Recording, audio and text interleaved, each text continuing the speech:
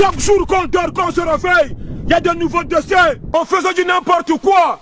On peut croiser n'importe qui. Si je mens, Dieu me punit. Si je mens... Et je vais parler notamment des discours des gens comme Bédier, qui dit clairement que les militants, par exemple, du RHDP, sont des étrangers, que ce soit à Paris, à Saint-Fra ou à Yamoussoukro. Il le dit clairement.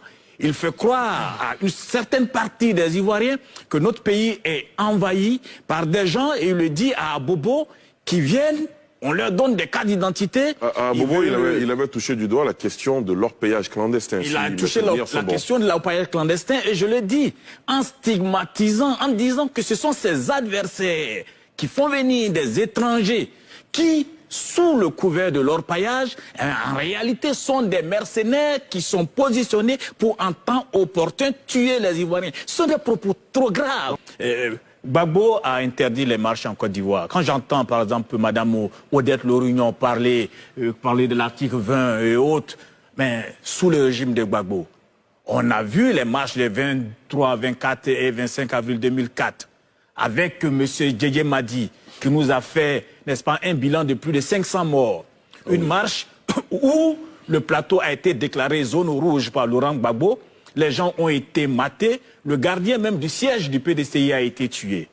Quand j'entends aujourd'hui Mme Lorugnon parler, et que pour des marches en Côte d'Ivoire, ici, on a vu à l'école de police de notre pays en 2001 des femmes être violées.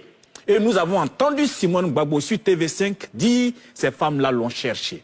Des individus, des groupuscules pensent qu'ils sont les détenteurs exclusifs de la carte d'identité ou du titre foncier de la Côte d'Ivoire. Et donc, attendons l'élection. Si vous estimez que Ouattara, vous ne l'aimez pas, vous votez contre lui. Un point, un trait. Mais cette haine que nous voyons, Ouattara burkinabé, va chez toi. Ouattara burkinabé. Alors, pour répondre à M. Félix Boni, qui parle d'oubli, je pense que un pays n'avance pas dans l'oubli. Un pays avance dans le pardon. Un pays avance dans la réconciliation, mais on n'avance pas dans l'oubli. Sinon, on aurait déchiré tous les livres d'histoire. Il faut savoir d'où on vient pour savoir où on va. Et c'est en Côte d'Ivoire, les gens se présentent toujours comme des gens qui n'ont jamais rien fait. Des combattants aux mains nues. Nous sommes victimes. Ça a commencé en 2002. Mais on ne dit pas aux Ivoiriens qu'en 2000 déjà, il y a des gens qui découpaient leurs amis à la machette dans les résidences universitaires.